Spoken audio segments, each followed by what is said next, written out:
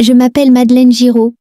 J'ai 61 ans et je ne sais plus depuis quand je me suis arrêtée de vivre. Peut-être à 30, peut-être à 40. À vrai dire, ça n'a jamais été un grand fracas, plutôt un effacement doux, discret, progressif. Je vis dans un appartement silencieux, situé au dernier étage d'un immeuble ancien du 14e arrondissement de Paris. Le parquet craque à chaque pas. La fenêtre grince quand on l'ouvre. Mais personne ne marche ici. Personne n'ouvre plus les fenêtres. Le monde. Je le regarde de loin, assise dans mon fauteuil beige, celui qu'on m'a offert à ma retraite. Une retraite de 29 ans de service en tant que professeur de lettres classiques. Je connais bien les mots. Je les ai transmis pendant des décennies. Et pourtant, il y a des phrases que je n'ai jamais osé prononcer, même toute seule dans ma cuisine.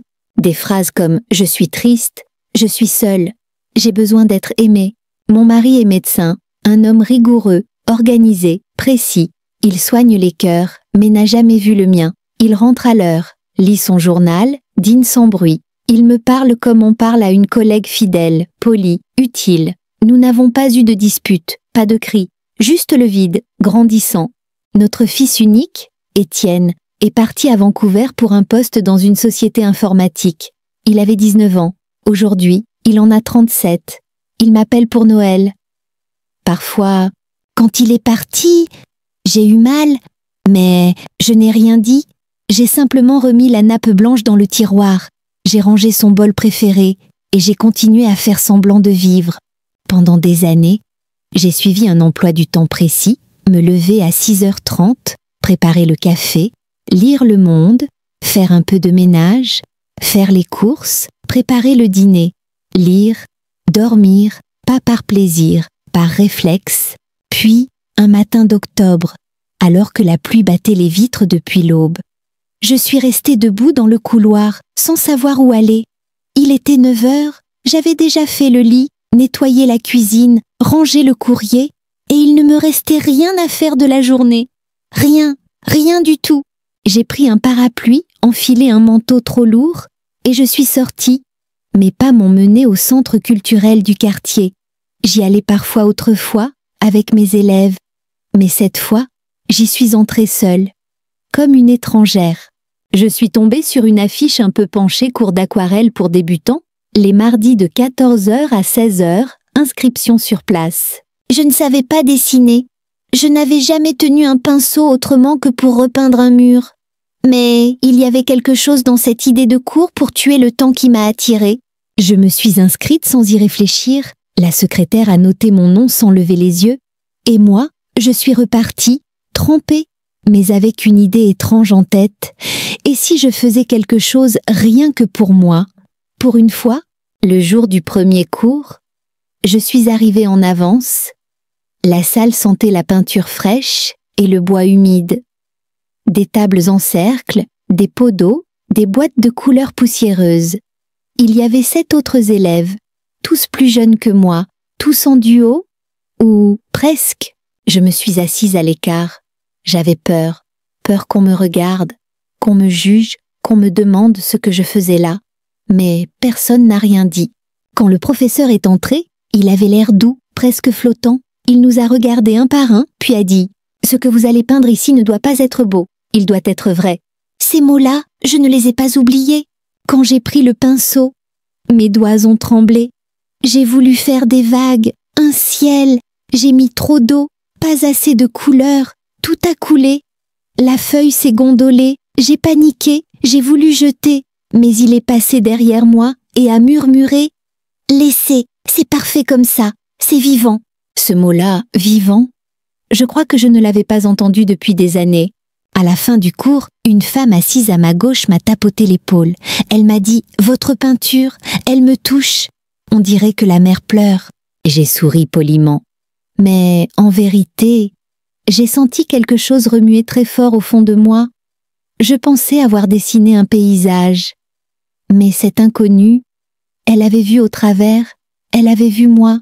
Je suis rentrée chez moi avec cette sensation étrange.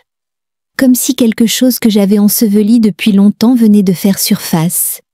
Une émotion, un souvenir, une version de moi que j'avais oubliée, Je n'en ai pas parlé à mon mari. Il n'a pas demandé où j'étais allée. Il ne demande plus rien. Et moi, je ne dis plus rien.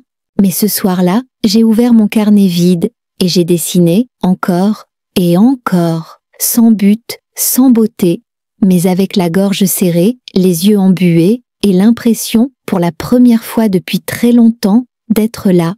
La semaine suivante, j'ai eu du mal à attendre le mardi, moi qui passais mes journées à tuer l'ennui comme on écrase une mouche sur une vitre.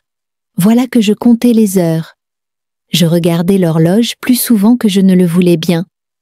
Il y avait dans cette attente quelque chose de vivant, d'urgent, comme si mon cœur, que j'avais trop longtemps gardé sous cloche, commençait à taper doucement, mais obstinément, contre les parois.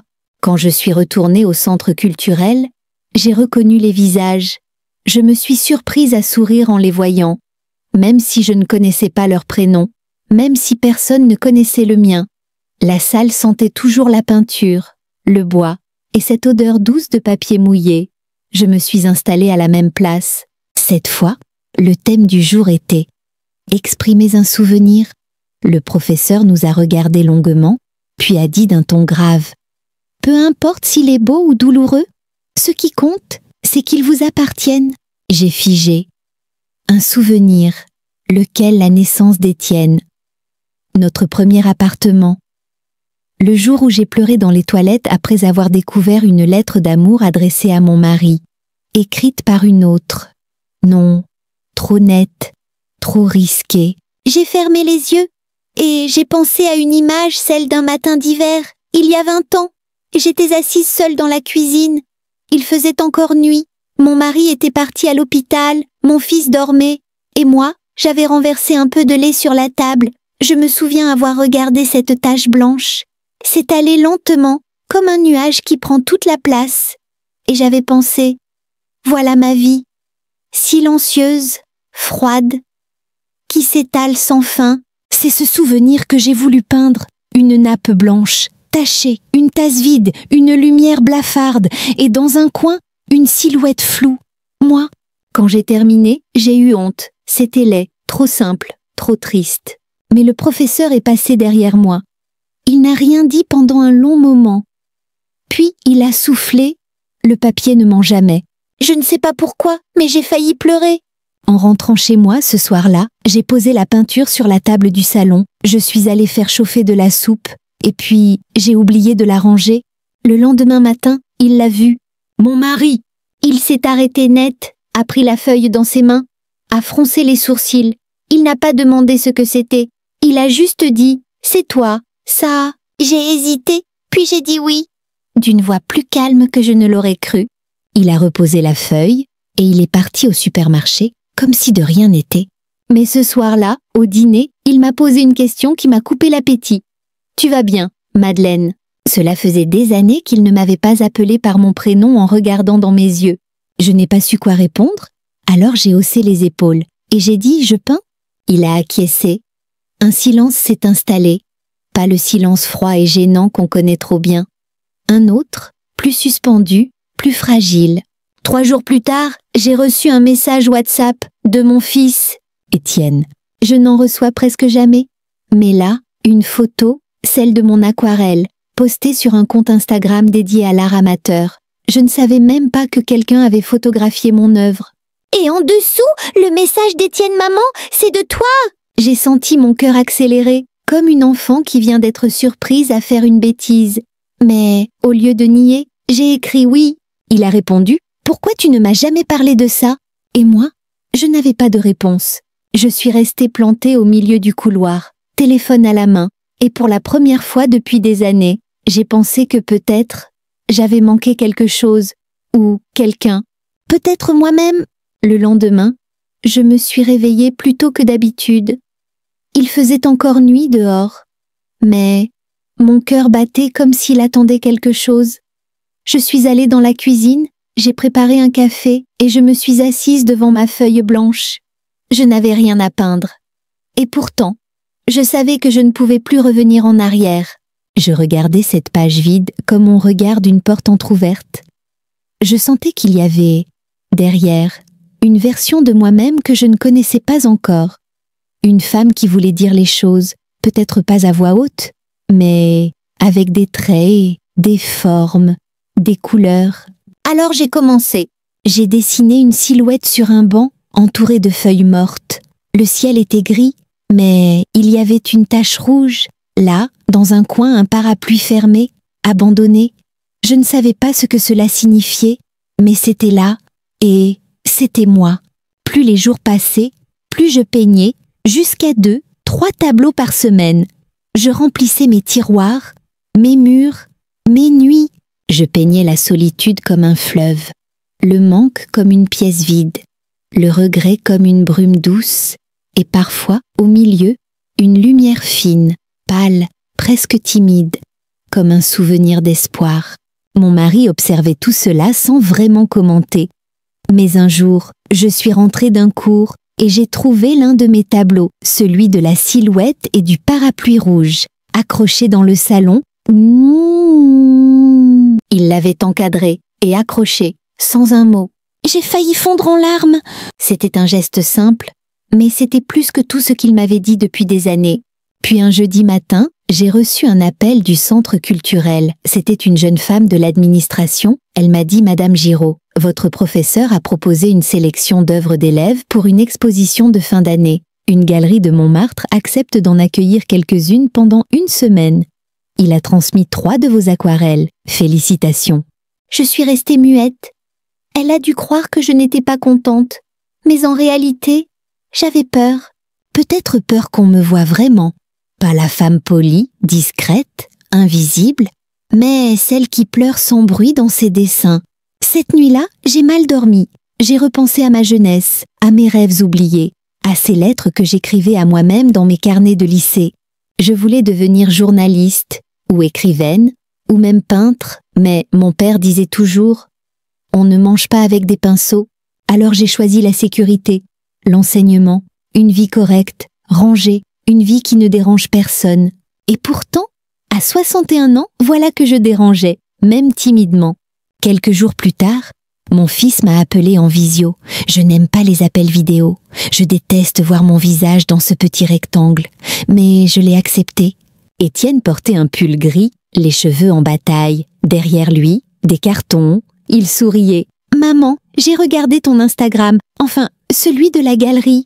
Ils ont mis ton nom en dessous de tes peintures. » J'ai répondu, je ne savais même pas qu'il le ferait.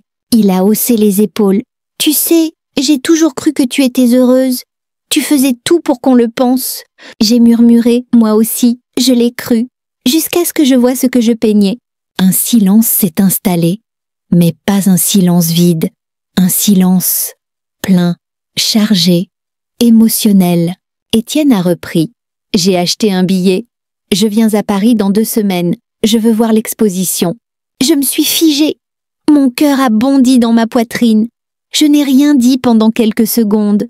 Puis j'ai répondu « Je t'attendrai ». Quand j'ai raccroché, j'ai pleuré. Pas de tristesse, de soulagement. Je sentais que quelque chose se réparait, doucement, pas tout, mais une première fissure qui cessait de s'élargir. Le jour de l'exposition est arrivé. C'était un samedi de mai. Il faisait beau, trop beau, presque insolent. Les rues de Montmartre étaient pleines de touristes, de rires, de soleil, et moi, au milieu de tout ça, je n'étais qu'une vieille femme avec les mains moites et le cœur trop rapide. J'étais arrivée 1 heure en avance, évidemment. La galerie était petite, nichée au fond d'une impasse fleurie. À l'intérieur, des murs blancs, des cadres fins, une lumière douce. Et là, au centre du mur principal, ma peinture, la femme à la fenêtre, une silhouette floue, debout derrière une vitre. On ne distinguait pas le visage, mais on sentait tout. L'attente, le vide, et ce besoin si humain d'être vu. Je suis restée immobile devant, comme si je voyais un fantôme. Et puis, petit à petit, les gens sont arrivés, des inconnus, des jeunes, des couples, un photographe avec une veste en lin. Je me suis reculée dans un coin, je n'avais pas envie qu'on sache que c'était moi. Je voulais juste observer, écouter, sentir ce que les autres voyaient, sans le filtre de ma propre pudeur. Une femme d'une 50aine d'années s'est arrêtée devant la femme à la fenêtre. Elle a murmuré à son mari. On dirait moi. Tu te souviens de cette période où je ne sortais plus du lit? Il lui a pris la main. Ils sont restés silencieux. Longtemps.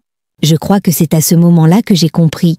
Ce que j'avais peint n'était pas seulement moi, c'était nous, toutes celles qu'on ne regarde plus, toutes celles qu'on croit solides, mais qui se fissurent en silence. Puis j'ai entendu une voix que je connaissais trop bien. C'est elle. Je me suis retournée. Il était là. Mon mari. Il portait son manteau d'été beige, celui qu'il sort pour les dîners formels. Il avait l'air un peu perdu, les sourcils froncés. Il s'est approché du tableau, très près. Il l'a regardé longtemps. Trop longtemps. Et puis, sans me regarder, il a dit « je ne savais pas ». Je n'ai rien répondu. Il a répété « plus bas, je ne savais pas que tu vivais ça à côté de moi ». Je me suis approchée, je me tenais à peine à 1 mètre de lui, mais j'avais l'impression d'être à des kilomètres. Alors j'ai dit « moi non plus, je ne savais pas, je l'ai découvert en peignant ». Il a tourné la tête vers moi, ses yeux étaient brillants, inquiets, réels. « Tu me détestes ?» Il a demandé ça comme un enfant perdu.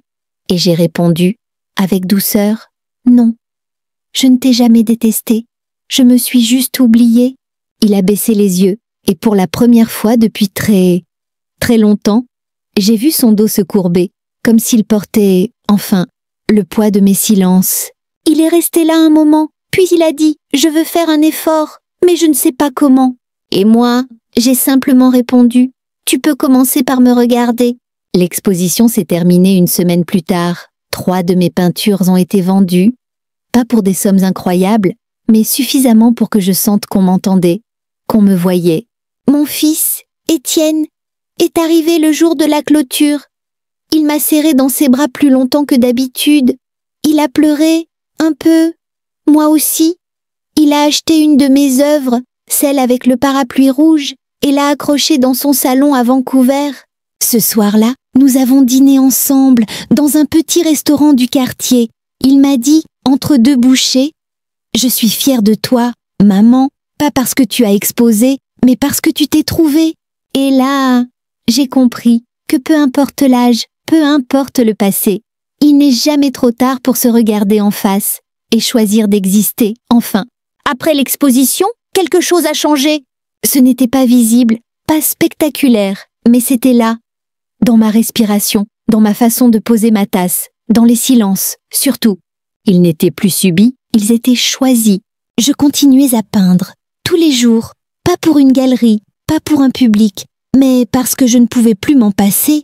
Chaque matin, je sortais mes pinceaux, je remplissais mes pots d'eau et je parlais, avec mes couleurs, avec mes ombres, avec cette partie de moi que j'avais trop longtemps ignorée. Un après-midi, alors que je peignais un arbre sans feuilles sous un ciel noir, mon mari est entré dans la pièce. Il m'a regardée en silence, puis il a dit « Tu es belle, comme ça ». Je n'ai pas su quoi répondre. Je ne l'ai pas cru. Pas tout à fait, mais j'ai souri. Un sourire discret, humble, et je me suis remise à peindre. Les jours ont passé, et puis, une nuit, je me suis réveillée en sursaut. Il était 3 heures du matin, le monde dormait, mais pas mon cœur. J'ai allumé la lumière, je me suis assise dans la cuisine, et je me suis entendue penser, très clairement, je dois partir. Pas fuir, pas punir, partir pour me retrouver, entièrement, pour être seule, vraiment, pour savoir qui je suis, sans le poids du passé, sans le regard des autres. Le lendemain matin, j'ai attendu qu'il finisse son café, puis je me suis assise en face de lui. Je l'ai regardé dans les yeux, et j'ai dit « J'ai besoin de vivre ailleurs, seule ». Il a froncé les sourcils, il a voulu parler, protester, mais je l'ai arrêté. Ce n'est pas contre toi, c'est pour moi. Il est resté silencieux, très longtemps, puis il a dit, d'une voix tremblante, « Tu as raison, je ne veux pas te retenir. Je veux que tu sois enfin libre. » Ce mot, libre, je crois que je ne l'avais jamais entendu dans notre maison. 3 semaines plus tard, j'ai emménagé dans un petit studio au bord de la Seine. Dans le 5e arrondissement, 2 pièces, de grandes fenêtres, beaucoup de lumière, un coin parfait pour peindre et pour respirer. Le jour de mon déménagement, il m'a aidé à porter les cartons.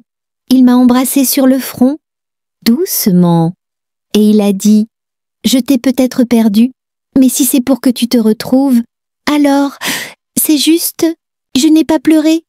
Pas cette fois, parce que ce n'était pas une fin. C'était un commencement. Le premier soir seul dans mon nouvel appartement.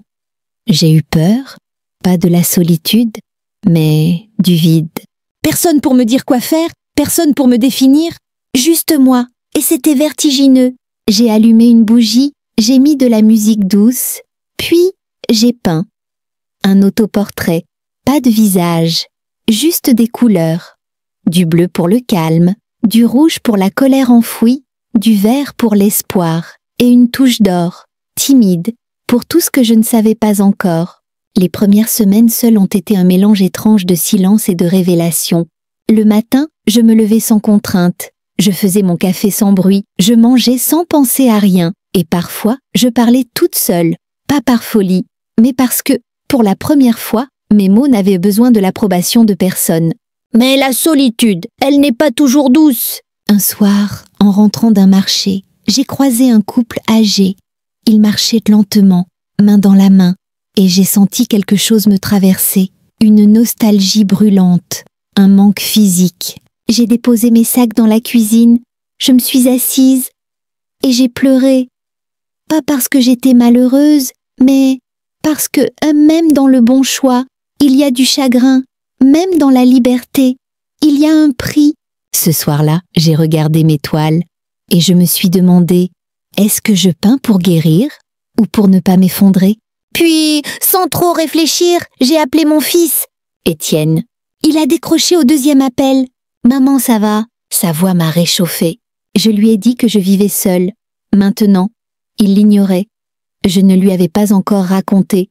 J'ai tout expliqué, mon départ, mon petit appartement, le besoin d'air. Il est resté silencieux, puis il a dit, d'une voix douce, « J'aurais aimé que tu le fasses plus tôt, mais je suis fière de toi et je suis là. » Nous avons parlé 1 heure, peut-être 2. Il m'a demandé des photos de mes nouvelles œuvres. Je lui ai promis de lui en envoyer. Il m'a proposé de venir me rendre visite cet été. Je lui ai dit oui, avec le cœur un peu tremblant. Les jours ont repris leur rythme. Mais ce n'était plus le même temps. Ce n'était plus le même monde. Je marchais plus lentement. Je regardais les arbres. J'échangeais quelques mots avec le fleuriste d'en bas. Je souriais aux enfants dans le square. Un matin, j'ai reçu une enveloppe par la poste, sans expéditeur. À l'intérieur, une photo, ma peinture. La femme à la fenêtre, découpée dans un magazine d'art amateur, et au dos, un mot écrit à la main. « Merci, grâce à vous, je me suis levée. » Aucune signature. Je suis restée là, debout dans ma cuisine, la photo entre les doigts, et j'ai pleuré, de gratitude. Parce que cette phrase, cette simple phrase, elle m'a rappelé pourquoi je faisais tout ça. Pas pour vendre, pas pour être applaudi, mais pour toucher, pour réveiller, pour exister avec d'autres. Même dans l'ombre, même sans bruit. J'ai accroché ce petit mot au mur, entre 2 tableaux, comme une étoile discrète, un repère. Et j'ai continué. Aujourd'hui, cela fait 1 an depuis mon premier coup de pinceau.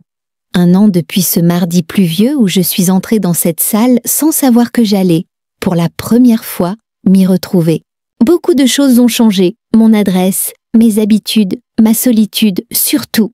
Elle n'est plus un vide, elle est devenue un espace. Un espace où je peux respirer, penser, créer, un espace où je peux enfin être. Je ne suis pas devenue une artiste célèbre, je n'ai pas signé de contrat, ni exposé à New York. Mais j'ai peint plus de 130 toiles. Certaines sont chez des inconnus, d'autres sont accrochées dans mon couloir, et quelques-unes sont encore dans des cartons, comme des secrets que je garde au chaud. Mon fils, Étienne, est venu cet été. Il a dormi 3 nuits ici. Nous avons marché le long de la Seine, mangé des crêpes, ri comme 2 enfants. Il m'a dit « Tu n'as jamais été aussi lumineuse, maman. » Et j'ai compris que, même sans le vouloir, j'avais transmis quelque chose. Le courage d'être soi, même tard, même après l'effacement. Mon mari, il m'écrit parfois de longues lettres dans lesquelles il me raconte ses regrets, ses silences, ses peurs. Je lui réponds, pas pour reprendre là où nous nous étions arrêtés, mais pour le remercier d'avoir compris que parfois, aimer, c'est laisser partir. Ce matin, j'ai peint une dernière toile, une femme, de dos, marchant au bord d'un champ de lavande. Le ciel est bleu, vaste. Elle ne se retourne pas, mais elle sourit. C'est moi, celle que j'ai cherchée si longtemps, celle que j'ai retrouvée. Et maintenant, si vous m'écoutez, si vous avez suivi mon histoire, je veux vous dire ceci. Il n'est jamais trop tard, pas pour changer, pas pour recommencer, pas pour vous écouter. Vous pouvez avoir 30, 50 ou même 70 ans. Le temps n'est pas l'ennemi, c'est le silence imposé qui l'est. Alors, si vous avez une passion étouffée, un rêve oublié, une version de vous-même que vous avez abandonnée au bord du chemin, revenez la chercher. Prenez ce pinceau, ouvrez ce cahier, chantez cette note. Peu importe le résultat, ce qui compte, c'est d'oser. Je m'appelle Madeleine Giraud et j'ai peint un nouveau chapitre de ma vie. Un chapitre que personne ne m'avait demandé d'écrire, mais que j'ai eu le courage de vivre, à ma façon, avec mes couleurs et mes silences. Merci de m'avoir écouté. Si cette histoire a touché une corde sensible en vous, laissez un. Racontez-moi votre propre renaissance en commentaire. Et si vous ne voulez pas rater les prochaines histoires, abonnez-vous. Car parfois, une simple voix, dans le bon silence, peut vous rappeler que vous n'êtes pas seul.